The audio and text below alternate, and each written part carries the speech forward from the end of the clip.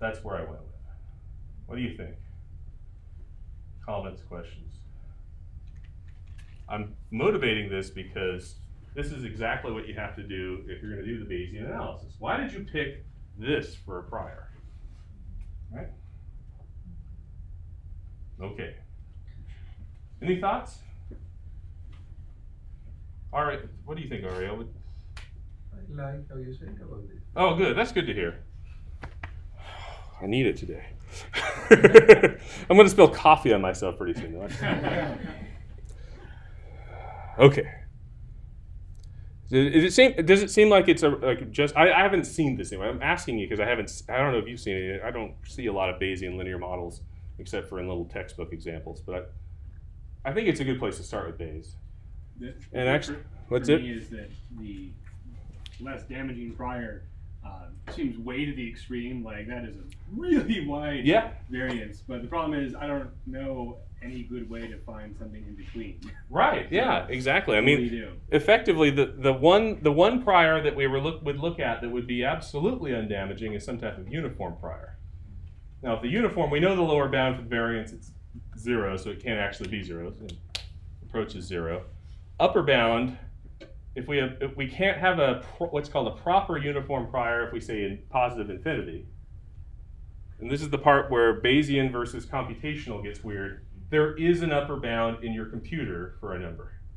And so if you go and say the upper bound is the upper bound of my computer, like what a floating point number can be, it's no longer an improper prior. But that's a flat line. And that's what I'm trying to go for with the sigma squared. The other reason why I'm doing a conjugate prior in this case is because sampling for it is much more efficient. So like my motivation for conjugate prior is I want to take a conjugate prior, make it look uniform as much as possible if I have no information. In this case, I don't really have any information. And I want to make it look uniform. Right? So it goes fast and it does no harm or does little harm to my data. So once we pick the prior for sigma squared now, any other questions about sigma squared prior? Okay. Once we pick the prior for sigma squared, picking the prior for beta is a little bit more straightforward because it's a much more familiar distribution. It's a multivariate normal. So that means it depends on two matrices of parameters. There's a mean vector and a covariance matrix. Now the covariance matrix is a mess. Like how would you pick a prior covariance between beta 0 and beta 1? Dr. Alloway, do you have a good suggestion? So what typically happens is we say, no, it's not multivariate normal. I'm just gonna make all the covariances 0, which makes all the priors independent. So they're like univariate normal for each prior. But there is a very big catch in picking your prior for beta that you have to be careful of. And this pops up when we get, I'm glad I'm talking, this is part of the, you're like, if you're thinking, hey, this is a psychometrics class, why are we on regression? The stuff you're learning now is going to have ramifications for the measurement when you get there. And this pops up in places that you don't realize. But one of the things that commonly happens when I have seen beta priors on these parameters is they all take the same mean, and when they're uninformative, they all take the same mean, they all take the same variance, and then of course we have to switch the variance into precision, right? 1 over the variance. However, take a look at what if we go and project. We can't exactly see what the posterior distribution might look like for our betas, but what I can tell you is this: if we pretend this was Bayesian, this would be like the mean of the posterior distribution for these parameters, and this would be the standard deviation. And this is the part that causes problems with picking the same prior for betas in a linear model, is that the standard error of the beta depends on the variance of the predictor of x. And this shows up in psychometrics where you least expect it. Where often this happens, in my previous life at other universities, I've been on dissertation committees and people are doing some type of Bayes, like a measurement invariance or diff analysis in Bayes, it'll show up there, like all of a sudden. Because a lot of times, if you're doing an IRT model, your predictor in an IRT model is ability. That means it's you have sort of an understanding of what the scale of it will be, because you oftentimes identify the model that way based on the scale. And as a ramification, the item parameters tend to have roughly the same standard error. They're not the same. It's not exactly the same, but they're in the ballpark. And if you look at all of them together, they're around the same part, depending on if you have a complete data set or not. Right? It's not, but they're not as wildly different as something close to 0, like a 0.45, and something close to 40. Right? That's widely different. How do you pick an error variance that does that?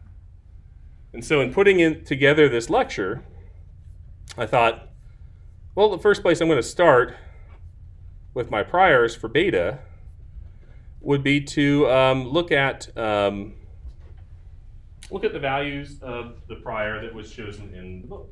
Because a good uninformative prior, would be like to say I have a mean of 0 for my normal for all the betas. Each beta has a mean of 0 for a prior, and pick a big variance like 1,000.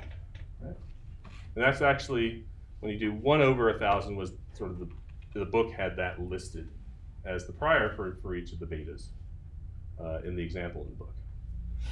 However, when you run that, believe it or not, that 1,000 variance is enough to tip those betas that have bigger or smaller variances and push them in ways that you wouldn't expect it to. And that's because we only have 30 people in our sample. So I ended up having to put a few more zeros in it, right? To try to make it seem a little less informative. And this is the hard part about picking informative or non-informative priors in the linear models case, is that even though the multivariate normal or keeping each prior as normal is a fairly familiar distribution, figuring out where to set the variance is another really difficult term. So, any questions? So I've got one question. Yes. Can you standardize all the X variables? You can, yeah. If you wanted to do that, you could. It gets into a little bit of a problem because we have dummy-coded variables for our grouping variables, and that's going to cause us a little bit of an issue. But certainly the continuous variables you can. The other part is the interactions are get a little bit weird, but you can do things. I tend to just think it's probably better to just pick a very uninformative prior, and actually putting lots of zeros in as a variance is effectively doing that. Yeah, I'm just wondering whether standardization helps to get around those problems. It may help to get around those problems. However, there are maybe cases, depending on the model that you've done, where the standardization may create other ones. And I'm just thinking in the back of my mind about just the linear model treatment. I maybe not be thinking clearly, but it would do a better way of doing it. I personally would prefer keeping everything in the scale that we're used to. Ben? I think I'm mostly just repeating what you just said here. Yeah. I think the book said that they assume the betas all come from a common prior, which to me only makes sense if you're doing an uninformative prior, because the scales on the predictors might be wildly different. Absolutely. Yeah, and I think that's the hard part. And so again, I think standardization would at least make the X matrix would put that together. You still have beta 0 to worry about. I guess you could standardize Y, but that'd be kind of weird too. But I will say that there is growing up in the more of the psychometric world, I've always had a common prior on all the item parameters, and try to be uninformative. And so when I got in, a lot of people do the same thing. Oh, it's common prior on all the item parameters. It's uninformative. You just want to get moving. When you move to non-latent variable world, that's the big catch you often see. So starting here is a good part. If you ever do this in your analyses, the places where it filters in, and whenever you've got other terms in your psychometric models that may be observed, the explanatory IRT models, any type of diff analysis where you're doing it model-based, or measurement and variance, structural equation model, those types of things are where that catch might show up, right?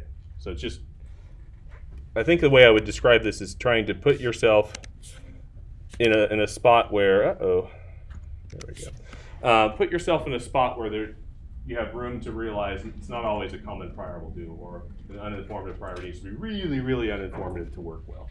Does that help? Yeah, because here theoretically there's nothing stopping us from not having a common prior. Right. Which is where do they come from and what do you mean by doing that? Exactly. I think if this were that Bayesian updating idea that we talked about, where if this was the initial data set and we used sort of the posterior distribution from the first pass at it as a prior for our second pass to update, then we have an explanation or reason for why we'd want to pick things. But here we don't. This is our first pass at data.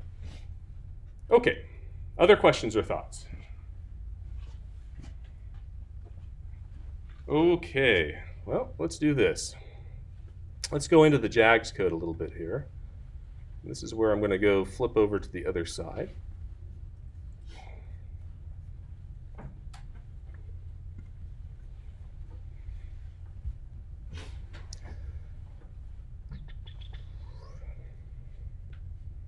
Okay, there's lots of things to specify for this analysis. And so the JAGS code comes in waves in this example. So the first thing I like to do, I like to make it so that I can name my parameters or my priors is R objects and then pass them to JAGS. And that's mainly because it helps me enter a number once, and then later in JAGS, I can have it show up multiple times just as code. Right? This cuts down the number of times I'm typing 8 zeros, for instance, or something along those lines, right? The other part it helps me in is I don't have to, I can divide, I can do a lot of things. So this is just the practice I get in to try to regularize my code. Because the more syntax that you have to put in to make a model work, the more likely an error would happen. So you should see the diagnostic model syntax in M+. Katie might be able to tell you about that. The way, so basically we have to specify the number of chains to run this first. That's kind of a default model spec. I'm going to say 4 chains. Why 4? Because it sounds good. I don't have a good value. I don't have a good reason for you. The reality of it is we'd like to have multiple chains run because some of our good convergence criteria come from statistics that use multiple chains, comparing between chain variance to within chain variance. How many multiple you need? Probably not a lot.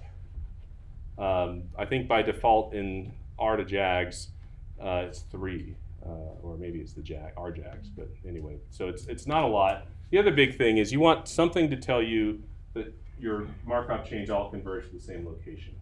So having more than one does that, more chances to do that. The other part I would note is the number of chains. What you choose will depend heavily on which analysis model you're doing. For this model, because we have conjugate priors and they're from an exponential family, there's one mode to the posterior distribution. It's going to run and find that mode and work pretty well. If you're running a mixture model, there's lots of modes. More chains are going to be more helpful there. So that's where I'm going at. So next we need to specify the hyperparameter values of the hyperparameters. That's the priors, right? Hyperparameters are the parameters of prior distribution. So I just specified what we talked about before. I have sigma squared coming from that, what I'm calling the non-informative version that I had before. And I have beta where I set the mean for all of my betas to be 0 and the variance to be, 100 million. Yeah. Why not, right? Have you ever seen a variance that big? It's pretty crazy. I want really uninformative. So I took 1 over the beta variance to be this precision parameter, because the precision parameter is really where we need to put that into JAGS. After that, the next part is the interesting part.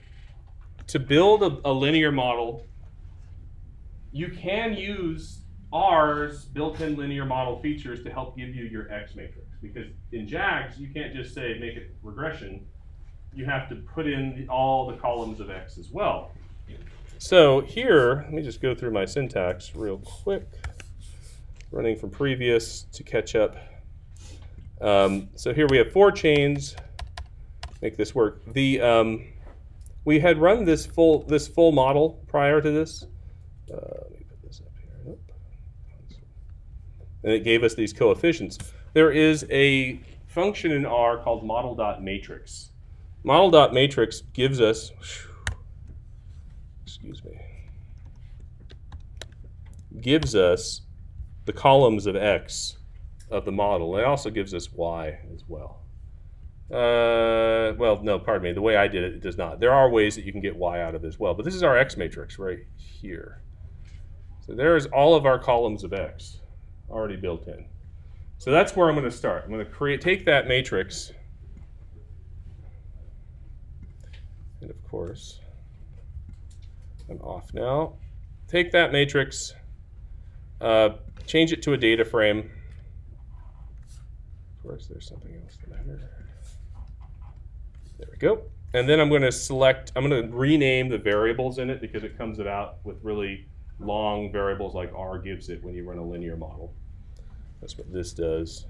So now my Bayesian full model matrix really just, and then I'm going to select just the columns of it that would make it a little bit more easy to work with. So here, these are the 4 columns: weight, height, group 2, and group 3. Weight is our DV, that's Y. Height, group 2, and group 3 are our 3 predictors, and then we have interactions between height group and group 2 and height in group 3. This only shows you the first 10 observations, so group 2 and group 3 are dummy coded with the reference group being group 1. And when you flip over to the next page, you'll see that group 2 gets a 1 for the next 10, and then group 3 gets a 1 for the last 10. All right, so model.matrix is really nice to not have to code the X matrix, particularly when you have categorical predictors. The other nice thing about it is if you have picked some other type of contrast for your factors that's not just dummy code, it will do that for you as well. You don't have to hard code that. So now the thing that we have to do is put all the variables that we just created, we have to give them names that we're going to send them to JAGs with, and then we'll build our JAGs code around those names. Any questions, by the way? If there is missing value in the data frame, model matrix also will put in an A? We'll put it, yes, it'll put an NA in. Missing values, right now I'm going to just say, we don't have any for a moment. We will get to what to do with missing values. We're going to get there after we get a little bit more into the psychometrics. But the way I've set up my JAGs code, it's going to omit them right now. It doesn't have to be that way.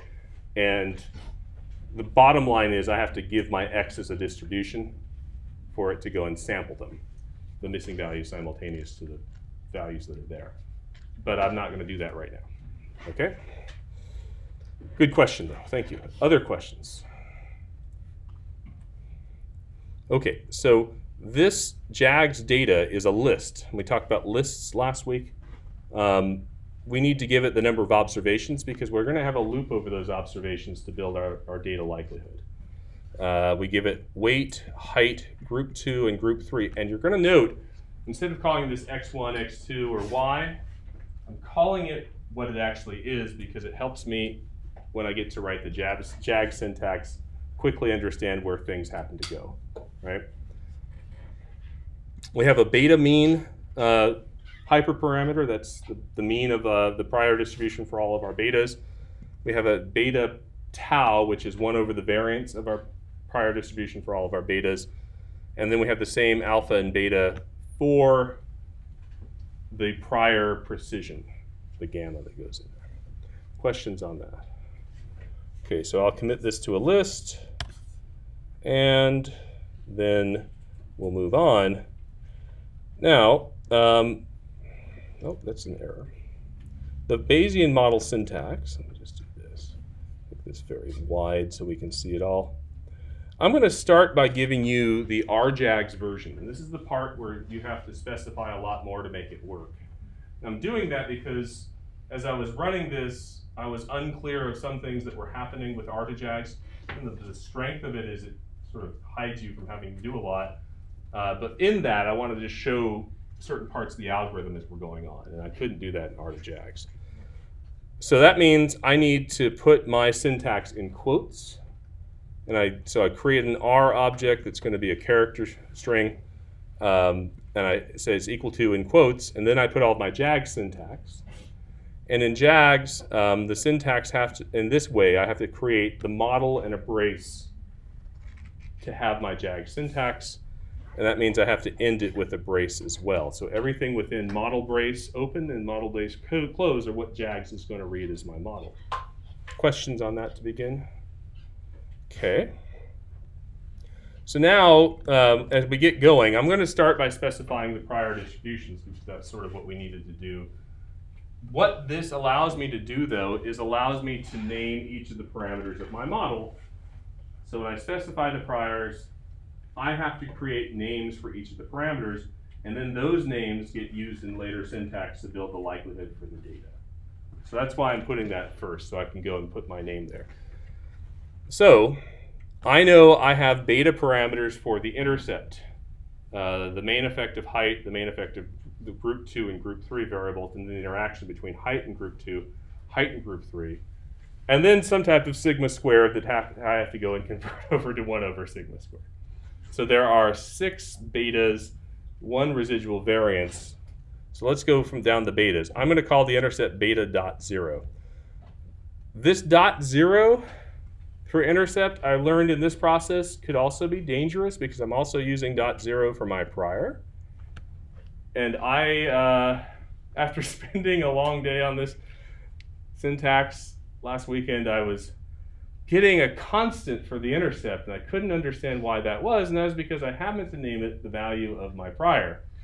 And it was like, oh, well, you just want me to put your prior in where this is. Yes, no, it's going to be very literal. Just caution with that. So beta dot 0, the way that we tell it, this is a variable in our model, and give it a prior is to use the tilde character. So it says follows a normal distribution. So dnorm is the distribution function in JAGS. That dnorm is also the distribution function for normal, univariate normal in R, right? So it gives us the height of a value. In JAGS, what it wants is the mean of that distribution. So we give it our prior mean of 0, which I've called beta mean right up here, right? So it's going to be expecting a piece of data coming into JAGS that's called beta mean dot 0. And then I'm going to give it the precision parameter. Remember, it's not variance, it's 1 over variance. So I called that beta tau dot 0. I have beta tau dot 0 right here, not to be confused with beta dot tau dot 0, which is another problem I have, naming these things. Quickly run out of things to call it. But beta tau dot 0 was 1 over the variance that we picked. Right, so I picked variance. I created a variable that was 1 over the variance. I named it for JAGS, and I put it into JAGS. Doing okay? It takes a while to get used to this, but eventually it gets better. So I do that for each of the betas. I have a beta height variable. The terms that's after the name that I'm creating for the JAGS parameter is all the same for each of the betas because I'm giving them a univariate normal prior with the same mean and the same precision. So beta group 2, beta group 3, each one of these has a name that I know what observed variable predictor it needs to multiply. Any questions? Then we get to tau e. Remember, that is 1 over sigma squared error. Right. So now that's that weird gamma distribution we had to give it. So we tell it d gamma, and we give it the alpha and beta that go with that. Once again, the alpha and beta I have to pass to JAGS in my data list. And I created those based on the heuristic I used to figure out an uninformed, what I'm calling uninformed prior for sigma squared. Right? The variance of error, 1 degree of freedom, pass that through. Questions? Okay, next. Now we get to code the distribution of the data. Right, so we just did all the priors, that's awesome. The distribution of the data is a little bit different. We have to go and put a loop in. The way I'm coding it here is a scalar. It's most common what we see in JAGS code. If you go and look at everything else, there are ways that you can trick this out to do as a matrix.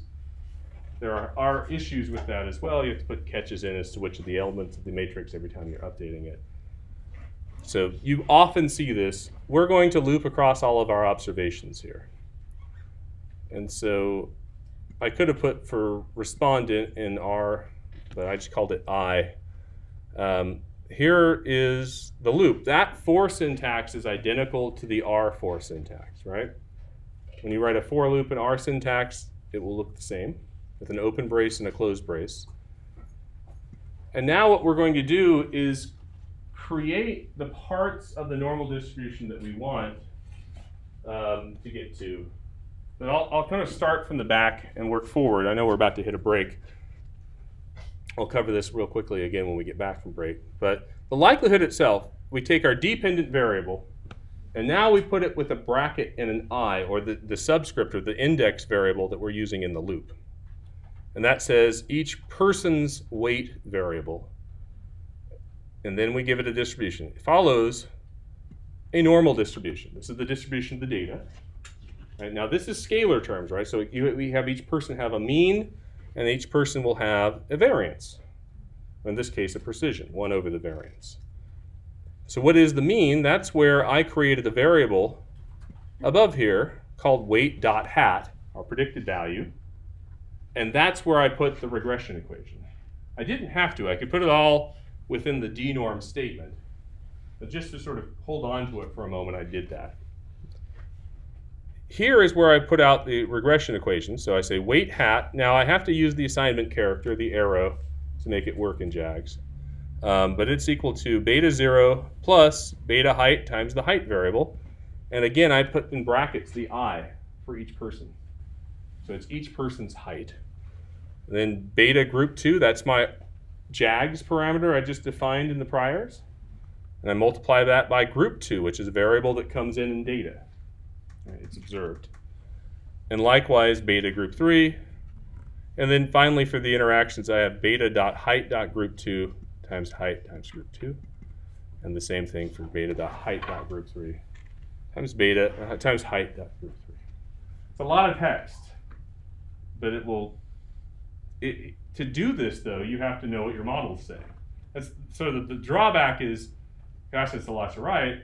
The benefit, though, is, hey, now I really have to know what a model is doing with data to make this work. Now you may note up here I have an error values line. I'm actually going to use that to compute an R square and track it through the chain as well. So each iteration of the chain will have, each value of the beta vector will have an R square with it. We'll have a posterior distribution of R square, which will be kind of fun. One of the fun things you can do with it. But I'm going to stop here. Let's take a 10-minute break, and then we'll come back and go through this just quickly again and start to run the code. Sound good? All right, thanks.